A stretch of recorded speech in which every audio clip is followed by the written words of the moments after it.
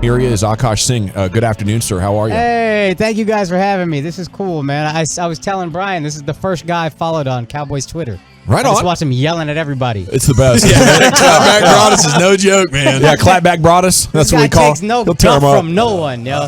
I love it. Yeah, we do. So you spend a lot of time on Cowboys Twitter, then? I did, and then I think this year broke me. I think this year I was like, yo, it's never going to change. So why am I still doing this? Okay, so you said the Chargers. Would you be a fan of them if, I just if they heard moved here? the mayor, Eric Johnson's his name, right? I haven't lived here in 15 years, but he's trying to get a second team here. And then I heard he was tweeting at the owner of the Chargers. I forget his name, but come on over. I think Spanish or something. Yeah, but Spanish. Yeah, there you go. Come over, and I would love that. We get Justin Herbert. I like Dak, but Justin Herbert's younger. Yeah. You know what I mean? Wow, so you're fed up. He's already looking at younger girls. Like, he's ready to move on from this old Not Dak. looking at younger. I'm openly cheating.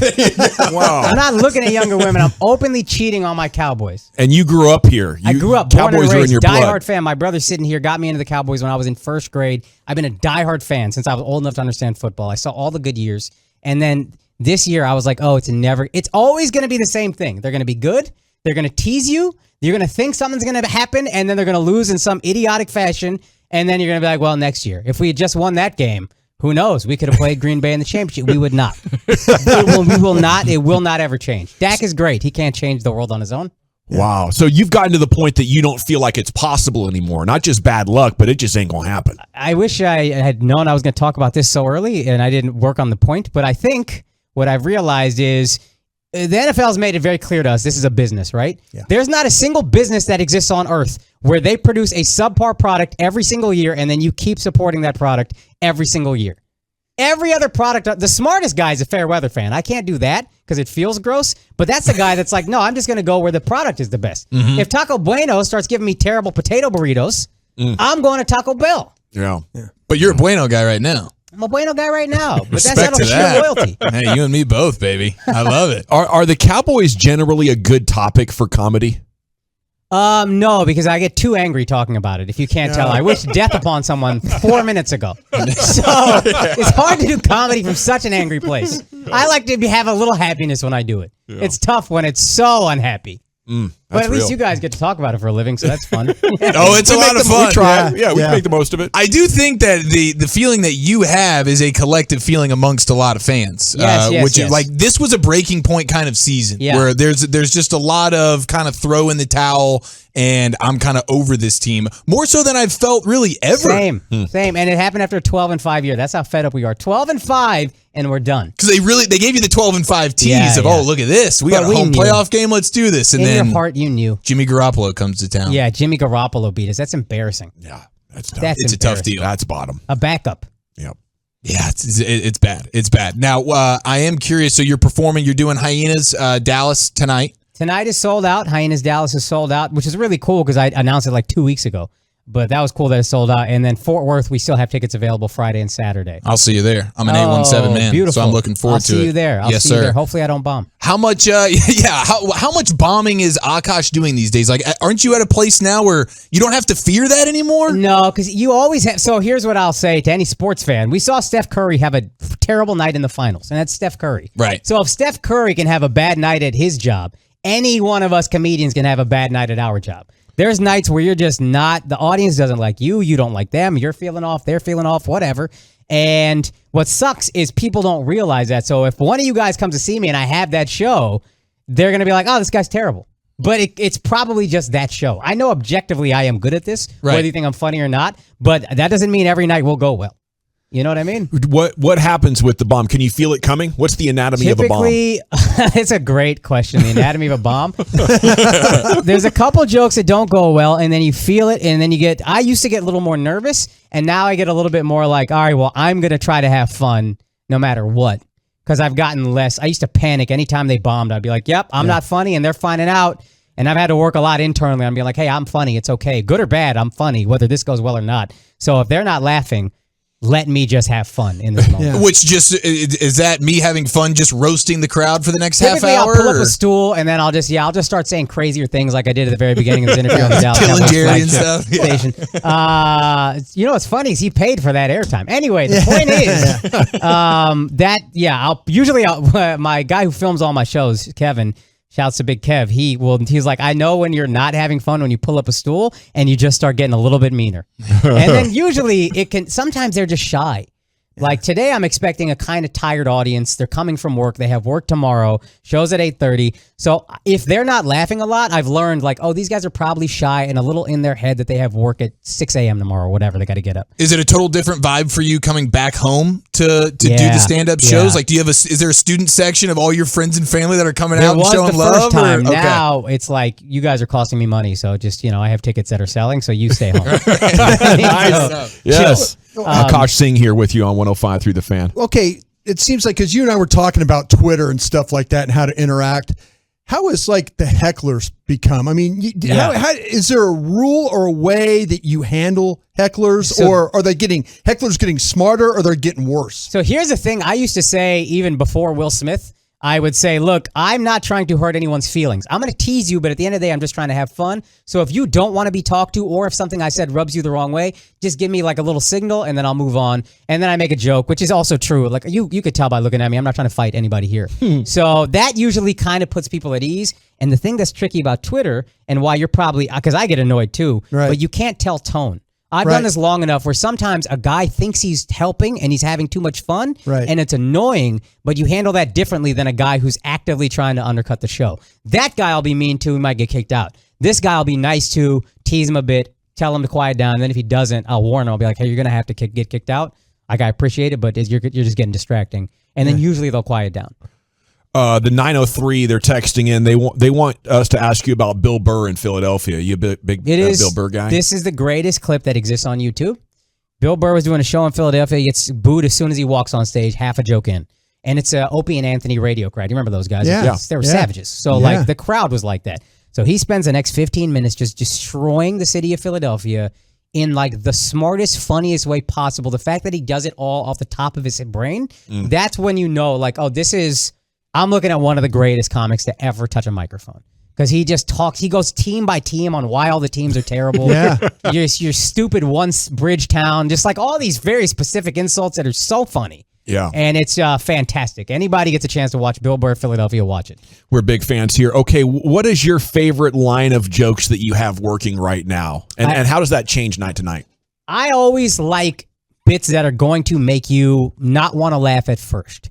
To me, it's fun when I'm playing with what's quote-unquote right and wrong. So I have a bit right now where I go through to the married women in the audience and I try to justify prostitution. Okay. And it typically flips most of the women, and they're at least laughing. I'm not saying I changed their mind, but I get them to a point where they're laughing at the bit, and I love that bit because I kind of just grew it organically over time, and I'm adding to it still. And once you do it enough that you kind of know it's going to go well, at least most of the time, it can get a little boring. I'm not at that place with this bit yet, so that's usually what I close with, because I just love that idea. That if I can make a room full of married women or women in relationships laugh at men soliciting prostitutes, great. I did it. He's got some really good stuff on the sports mascots as well that I really appreciated with the Commanders and that kind of deal. Commanders is embarrassing. Yeah. It's an embarrassment. I think teams should have a racist mascot. Why is that? Because if you really want to help racism, you need to remind us that it exists. Right? Like the Native Americans, we forget how terrible everything they went through was because you don't see them. You know what I mean? Yeah. They're gone. Yeah. I'm not going to say why, but they're not here to remind us. So when you see the mascot, you're like, oh, that's terrible. What happened to those guys? We should help. So that's what I think all mascots should be. And I think if you win, then you get a less racist mascot. You got to reward a team for winning. Wow.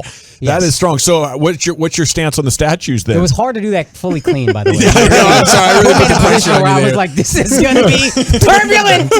Yes, indeed. Are you a fan of the other DFW sports? I love the Mavericks. I love Luka. I think they wised up. They were kind of losing their grip of the wheel or whatever. And then Jason Kidd came in. Nico came in. I think they stabilized things. Luka's amazing. Fun time to be a Mavs fan. Yeah. I took all my Cowboys angst and put it over there. Do you ever find when you go and perform somewhere else that, like, because when I worked for the Eagles, and I was there for a year, I never told anybody I was from Dallas. Yeah. Oh God. It's I mean, obnoxious. I always like lied. I was like, it was some other little town or something like that. Yeah. Do you ever tell people when you're like in the East Coast and stuff like that? Most of them know because they listen to the podcast usually, and they'll come out through that. But it's just so like I can't say I'm from Dallas without you booing like morons. Yeah. Like this is not. I'm not a player. I'm just a guy born in a city. Can I do my jokes, please? Can I do my job and make you all happy in your miserable existence for once? Yeah. Can you let someone try to make you happy? It's right on the tip of their tongue as soon as it comes out. They're just. My wife is from Philly, and Okay. her whole Ooh. family. Oh my God! I watched the Super Bowl with them that they won. Oh, and then they geez. just started playing Dreams and Nightmares Ooh. in the house, and it was so perfect because it was their dream and my nightmare right in one. Just nothing but Meek Mill for the next 24 hours. Yes. So where do you live now, and where specifically did you grow up around here? I'm in New York now. Hopefully we're there. Hopefully we can move to a city that's like enjoyable at some point. New York's not? It's just it's cold and expensive, and like you don't see the sun goes down at 4:00 in the winter in New York. It's a different life. Yeah. I remember when I first moved there and I didn't have money. My friend came to visit me, and the spring had just hit, and we were in a pocket of sunlight for to cross the street. I made him wait one extra red light, green light. I swear to God, I was like, I have not seen the sun or felt the sun in so long. You have no idea. Yeah. It's just a different existence. So I'm there now, but I grew up in Plano, and then I moved to Frisco when I was in 11th grade in 2000. So like still small Frisco. And then we moved from there in like 2005, 2006 and lived in Dallas for like 10 years. Then moved to Houston, then they moved back. But I moved from Dallas I went to Austin College in Sherman from 02 to 06. And then I left there and went straight to LA and New York immediately after college. So how much sports do you get to talk on your podcast? It's called Flagrant 2. We started pure sports. Okay. And the reason we started sports is like, we know we just wanted to do comedy where people weren't going to get offended. It felt like such a hypersensitive time back then that we're like, look, I know the market exists for people to just have fun. And if it's funny and you're trying to be funny, great. And if you miss and you say something mean, well, that sucks, but just, try again later. And sports fans tend to not get that offended by anything. So that was, we were doing sports and talking sports earlier, but kind of with the intention of moving away from it at some point. But now we don't get to talk as much. I heard you had Joe Rogan on the other day. I was listening to that. Was that was that your very first experience smoking the marijuana? I don't smoke. I don't drink ever. I had never smoked in my life. I've never done a drug in my life. I'm a very straight-laced guy. My wife is my only sexual partner ever. So I was like, I will get high at some point. Because to me, it seemed like the least of drinking and weed, whatever. It's just like, it kills your motivation. I don't want to kill my motivation right now. That's it. So I said I'll do it at some point. And then if Rogan's on your podcast and asks you to do it, that's it. Not do it. That's a heck of a story right there. Yeah, you're not saying no to that one. Yeah. A guy on the station here, Mike Bassick, you might listen to him every now and then. He hadn't smoked weed until he was with that guy probably loves Twitter, huh? Oh, jeez. Give him 2 beers and a loss to the Spurs. You see how much he likes Twitter. So you know of him. I know him. Yeah, I know Bassick. Yeah, he was with the Mets, and Ricky Henderson hands him a joint in a hotel room. Right. So it's like, how do you obviously? He was also with the ticket before he did I heard a that. Spurs loss and a couple of tweets. So, Akaash Singh here with you. That's a good time to reset, buddy. We need it. Yes. What's it like doing a show with another professional comedian as opposed to just being interviewed by sports knuckleheads like us? Well, it's great to do a show with him because we've been friends. I made friends with him like my first week in New York. So we went through everything together. And I've seen his whole blow up, and it's so amazing. And he's such a good friend and helpful and all that. And we just have chemistry, and that's why we became friends in the first place. So doing a podcast was like, this is a no-brainer. We have very similar sensibilities, very similar wavelengths of thought. This is the guy I would do a podcast with. So it's been great. My whole career basically is thanks to this guy. Andrew Schultz shouts, love you.